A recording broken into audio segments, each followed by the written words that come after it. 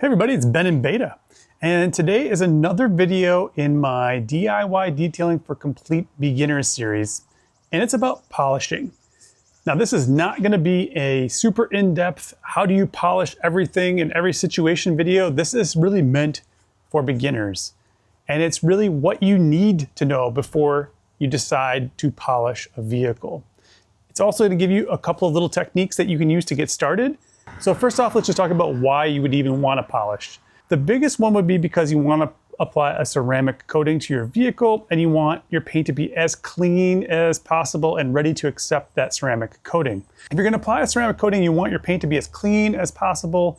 And while you're doing that, you also want it to look as good as possible. So polishing will often give you a little bit more gloss and a little bit more shine to your paint before you apply the ceramic coating. But the big thing is you just want it to be as clean as possible. Also on that note, it's extremely important that before you polish, you have properly taken care of your paint, washed and decontaminated it. You do not want to polish a dirty vehicle. So that's really important for somebody who's brand new. So that's one of the big reasons why beginners would want to polish their vehicle. They want it to look as good as possible before they apply a long-term coating. That all being said though, you could do something like this Quiver Hot Coat or the DIY Detail Ceramic Gloss. And you can do that monthly and just never polish your paint. That'll bring out some gloss, give your paint some hydrophobics, and make your paint look really good without a lot of effort. If you just did something like a wash clay seal every month or a couple months, your paint's gonna look good for a really long time, and you don't have to apply a ceramic coating or do any polishing, and that's okay. Now that you know why you might want to polish your vehicle, let's talk about some other factors. And this is the important part for beginners. There's a couple different things you can think about when determining whether or not you want to polish and what products you're going to want to use to polish. All right, so last year I got a brand new 24 Tacoma, and when I did that, I didn't need to polish the paint. The paint's in the best condition it can possibly be when you get a brand new vehicle, and unless there's any blemishes, you really don't need to polish the paint. What's important about polishing is you're basically always going to be removing clear coat. With the different pads and techniques, you might be removing less of that, but you're going to be removing clear coat in order to polish things up. So you don't want to be polishing every year. You don't want to be polishing very often. You kind of want to just do it one time, which is why it's good to do it before a ceramic coating. With a brand new vehicle, it's actually great to use something like DIY Detail's app or adhesion promoter polish with one of their red jeweling pads, and then picking up an orbital sander from somewhere like Harbor Freight or any other hardware store, which you can get for like less than $50. And what that's gonna do is just really bring out the maximum amount of shine with removing the least amount of clear coat or causing any damage to the vehicle. So that's what I would recommend in a brand new vehicle. So last year I helped my neighbors apply a ceramic coating to their Bronco, and they had a couple of paint defects, but in that case we just used the DIY Detail Gold Standard pad with their Gold Standard polish and a DA polisher that I picked up on Amazon. And it was a nice, easy one-step polish. So that went great, and it was really easy. So with a new vehicle you cannot polish, you can use a jeweling pad with something like the Gold Standard polish or app. Or if you notice a couple of defects and you need to cut a little bit more, you can use a standard pad like this Gold Standard pad from DIY Detail. So there's a couple different options with new paint. But what if you have a used vehicle? What might you do there? So there's a bunch of different options, but as a beginner, I would recommend trying to figure out whatever the one-step polish method is going to be for you. So for most people, I would recommend doing something like the Gold Standard pad, which is like a do-it-all pad that a lot of different companies have. DIY Details works great with something like the Gold Standard polish from DIY Detail as well. It's one step. It's going to help remove some of the defects in your paint without being too crazy or really causing any problems. It's really easy to apply, and it goes quick. That's where I think most beginners should be. Whatever is going to be a one step that's going to give you the results you want. Now, what do you apply it with? Do I get a DA? Do I get a rotary? Get whatever one you want and you're interested in using. Also, if you know somebody who has a polisher already, see if they'll help you do it because it'll go even faster, which is great too. I have a DA and I have a rotary now, but I only have ever really used DAs in the past. They've done an amazing job at polishing up the paint and making it look fantastic. Whatever one you pick, just make sure you get comfortable with it. And one of the best ways to do that is to polish on your roof or in an inconspicuous place somewhere on your vehicle, just to learn how everything works the first time out. So as far as which one to get, if you think you're only gonna polish one time or you only have one vehicle, you only get them every few years, you don't necessarily have to spend a lot of money on either a DA or a rotary. Find a good one on Amazon, that's totally fine. If, however, you're going to be polishing a lot of vehicles, then you might want to look at an upgraded one like this one from DIY Detail. This one's cordless. It's going to be more expensive, but it makes everything easier. It's not as loud. it's a really good quality product. But I used a cheaper polisher for years and it worked just fine. It's really more about technique than anything else. As far as rotaries go, those just spin around in a circle. So you just have to get used to how that works and the balance of it. DAs oscillate, so they spin and they also move, and they have a different amount of travel depending on what you buy. The one from DIY Detail is a 25 millimeter, and that's about as high as they get. The advantage of this is it's gonna cut a little bit more on the paint, and it's also gonna do more at a time. So you're gonna go a little bit more quickly than something that has like a 15 millimeter travel on it. My advice is to try to find something that's as high as possible within your price range. So 21 would be great. 5-inch or 6-inch though, that's up to you. 6-inch will take you less time, so my advice would be go with 6-inch because it's gonna take less time. 5-inch is fine as well. And we've talked about the jeweling pad, we've talked about the gold standard pad as well. There are lots of other pads out there. DIY Detail also has a wool pad. Wool pads are gonna cut a little bit more. They're really gonna be more compounding the paint, removing more of the clear coat. And you don't wanna remove any more clear coat than you need to in order for it to look great. So with a used vehicle where you might have some swirls and some scratches and things in your paint, my number one tip for a beginner is set your expectations for gloss. And what I mean by that is from 5 or 10 feet away, does your car look amazing? If the answer is yes, then you're not gonna go crazy trying to remove every scratch and every swirl from your paint. There's nothing wrong with shiny scratches, as Ivan likes to say. If you go after removing every single scratch and swirl, you might end up removing too much of your clear coat, and that's not good either.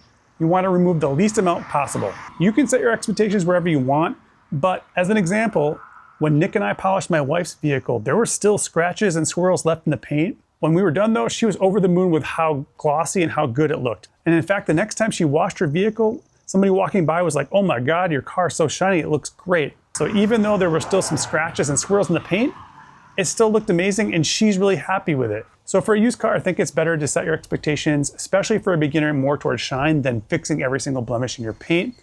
That's where you're gonna go crazy and spend way too much time instead of enjoying driving your vehicle and making it easy to wash in the future. So I mentioned a couple tips earlier. One is doing test spots, and the other one is just going for shine. Now that might mean just the jeweling pad is good enough for you. It might mean the gold standard pad. It might mean the wool pad. So recently I learned from Nick that you can actually one-step with a wool pad. I didn't know you could do that, but now that I know that, that's something I might do in the future for other vehicles as well. But I wouldn't have known what pad to stop at without doing a test section. Do a test spot first and do the test spot with the least abrasive pad first, and then work your way up until you get to where you think it's good. And once you do think it's good, you can stop. You don't need to go any further than that. So those would be my tips before you get started and buy a bunch of stuff. I want to show you some of those things in practice, including a couple of technique items that will help you your first time polishing. The most important thing though is there's no substitute for actually polishing yourself. You can't learn how to do it unless you actually polish. So you might have watched 100 videos. Until you actually polish, you're not going to know how it works or how it feels. That being said, if you follow these quick tips that I gave you, it'll be a great experience. Your vehicle is going to look amazing when you're done, and you're going to want to do it again in the future. So let's see some of these tips in practice with Nick and I a couple weeks ago. Don't forget that these videos take a lot of time and effort to make, so please hit that like button on this video. Subscribe to my channel if you haven't done so. Don't forget to subscribe to Nick's channels, which would be DIY Detail. He also has Nick at Night, and the last on the House of Rags podcast, 8 p.m. Eastern on Sunday nights. We do a live premiere. And also Hawk Pro Detailing, but that was my original detailing channel. But I have a lot of videos on how to do mobile detailing, and that was a really fun time in my life. And you never know, there could be some more interior videos on that channel coming at some point. Yeah, there can be a big comeback on Hawk Pro. So, yeah, man, if you have any questions, please do comment them down below. The system is so easy to use. That's my favorite part about it. You're guaranteed to get great results. All right, Nick. So I'm a little bit new to pad washers. I really wanted to pick up the DIY Detail one. I know it's coming. I hope it's coming someday. It's still in the legal process, and that's all there is to say, really. We have one that we debuted at SEMA in November, and we want to bring it to market, but right now it's in a legal process that isn't in my control. So right now, this is a great option, the Lake Country Pad Washer. So I've never used one of these before. I've done the method where I just used a bucket and kind of dunked it and like sprayed on rinseless, that kind of thing. So what we have in here is 256 to 1 rinseless. And there's like a, I don't know, maybe we can see this on camera. When you push, you're gonna get some rinseless wash or rinseless water, basically, or rinseless solution that's gonna get on the pad. You're going to run the pad over the top of this at the same speed that you're going to use it on the vehicle. Is that correct? Yep. So it's on speed 3, the polisher right now, the dual action machine. Okay. So that's what I'm polishing on, and so that's what I'm going to run it on the pad washer. So again, you're getting that rinseless wash solution 256-to-1 from a separate reservoir that we already pre-mixed in here. It shoots into your pad, it gets agitated, and then when we free spin it, it actually goes down into a waste container in there. And then what that's doing is cleaning the pad every time, so you're not using a dirty pad. You don't have to switch pads a whole bunch of times, so you just need one pad for the entire car or multiple cars or for years, depending on how many you do. And also it dries it out, so it's just wet, damp basically, but it's not dry, because we also don't want to put a dry pad on the vehicle either. Nope, we want to polish with a damp pad. Unless you're using app, and then it's dry. Yeah. You use a dry pad with adhesion promoter polish. Or but rotary, that's a different video. Exactly, but the dueling pad with adhesion promoter polish, dry. But we're polishing paint here, wool pad, foam pad. You just want to get rinseless in there, agitate, and free spin. So speed 3, clean rinseless on the pad.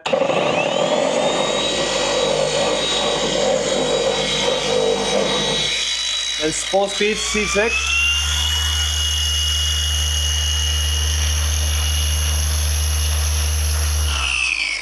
And then while it's still spinning, one firm pull of the trigger of the gold standard polish. And what you've actually done, you have a damp pad, which cuts more efficiently. It cuts cooler, which we want on clear coat. It's now primed. It's damp, so it's going to get right to work. You don't have to work it for a couple sections to prime the pad. It is primed, it's damp. That one spray has gone all over this pad because it was spinning, and we're good to go. Excellent. So that's how you use a pad washer if you're not sure.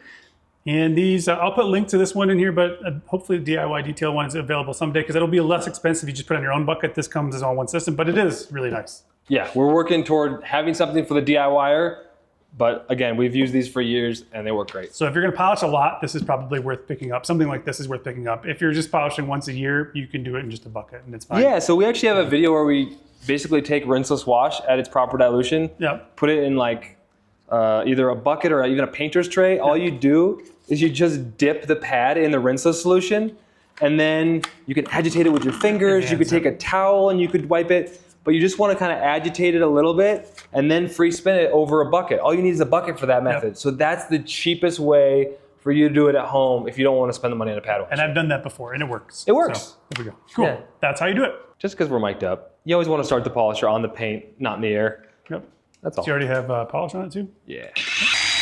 I'm on speed 3.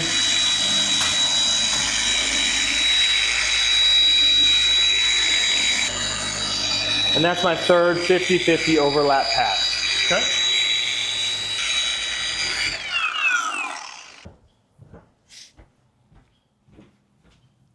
Oh, this is definitely shinier. I think we should try wool, but like, I want you to tell me what you think. Yeah, I mean, it is shinier, but definitely all the scratches are still there. Listen, this is nasty paint. This is what Ivan says when he says shiny scratches. You don't believe it at home because you don't know what it's supposed to look like. Yep. I've done hundreds of cars with this man. This is shiny scratches. Now we can try the wool, but this is actually more acceptable than you think it is right now. Because I didn't ever used to think that, dude. I would wet sand every car, 3-step it with a rotary dual action and a polisher.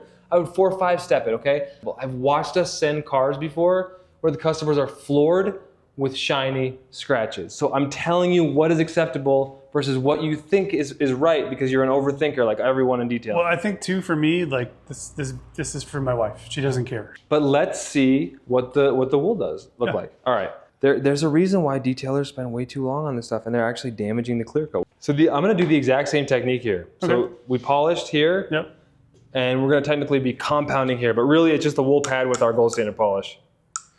So I'm gonna start with the pad on the paint.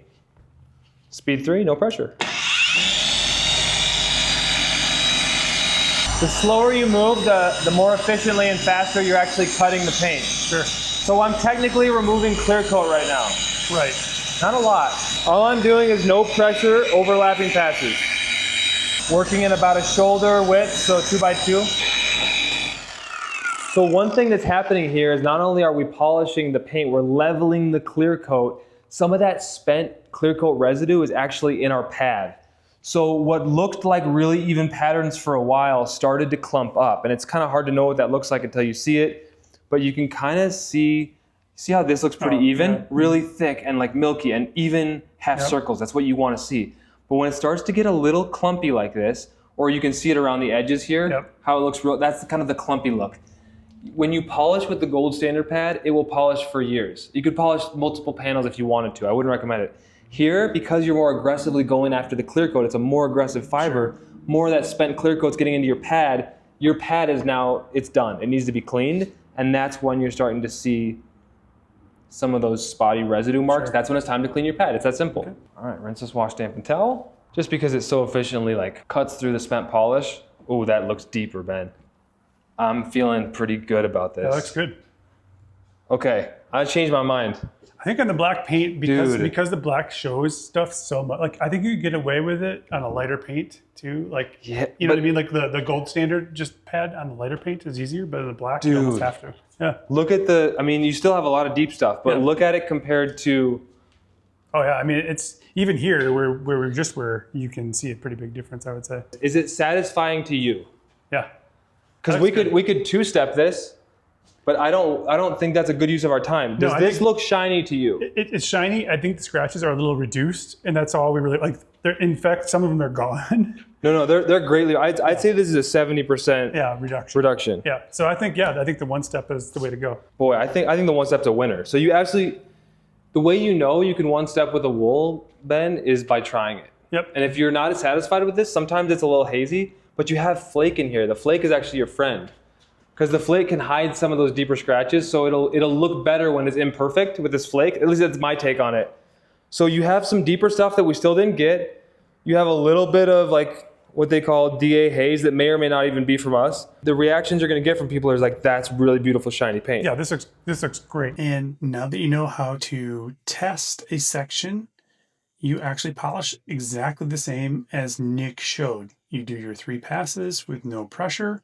You can do the whole vehicle, including the glass, just like that. After every section, you'll go ahead and then clean your pad, just like we're doing here, and then get back at it again on the vehicle until you're complete.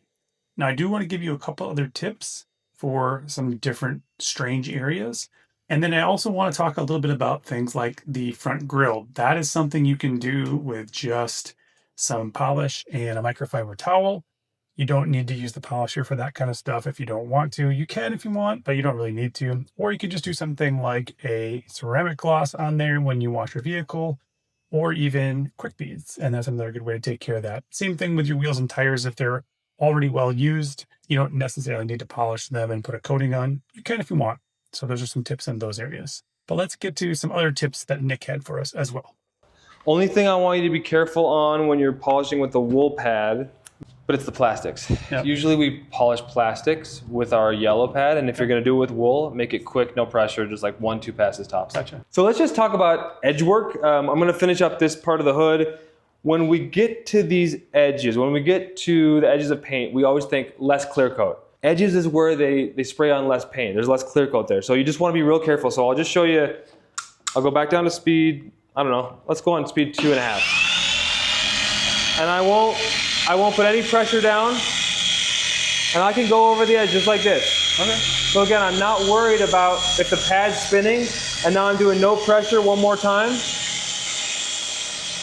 and then I don't have any problem kind of doing this. Now, am I putting a ton of pressure down on the edge? No. Am I doing anything where I'm not moving the polisher? No. I'm just nice and easy, no pressure on the machine, and then I'm using the natural contours here, and then I'll come down like this. If you'd like, you can tilt the polisher a little bit, but you don't want to put any pressure on it. So find where you can kind of feel into the paint. Okay, I'm getting good pad rotation. I could tilt it a little bit, but I'm not digging into the paint. So you can just kind of play with it a little bit. Okay. Or you could just work the natural lines like this. See how I'm just working the natural line? Working the natural line, but if I feel like I'm not getting even in there, I could tilt it a little bit, and I'm actually looking at my polish or residue. I don't know if you can see, but I'm getting the half moons. Yep, I can still see it. See, I'm getting the half moons by tilting it, but I could also do this. And this is a much easier way to do it. So you might work your way up into here and be like, I feel like I'm not getting in there. I don't see a lot of polish in there, right? So you might just want to do one of these where you just, no pressure, but just a slight amount of tilt. Again, you don't have to really ever tilt. You can just keep it flat up into that edge, not overthink it, and polish like that. Yep. polish like that, and then work the flat edge there. You're still basically getting everything covered. It's almost like a game of like, how can I make this polisher pad go in perfect half circles? And if it's not doing that, what could I change? Do I need to clean my pad? Do I need to tilt my pad? Do I need to tilt my pad a different direction? Like, these aren't make or break things, but it's kind of how you can gamify the whole thing. I always like to get these perfect polishing sections. If I do that, it feels like the machine is working the way it's supposed to. The science is going to work out the way it's supposed to. The cutting of the clear coat is going to be efficient. You don't need to stress if you just figure out your basic system. You want the machine and pad to do the work for you, basically. Yeah, exactly. You're just there to guide it. Thanks, Nick. That is helpful to know how to do these. And if you have more questions, remember to leave them in the comments. I have a few videos already on my channel about the whole process that you would go through to apply a ceramic coating on your vehicle. That includes the washing, decontamination of the paint, polishing, all the steps you need to do, including putting on the ceramic coating. I'm also going to be releasing a series of videos on my wife's vehicle and everything I learned from Nick during that experience as well, so stay tuned for that. I hope you really enjoyed this video. I really hope you enjoyed this video. Thank you so much for watching. Remember, live your life in beta, and we'll see you next time.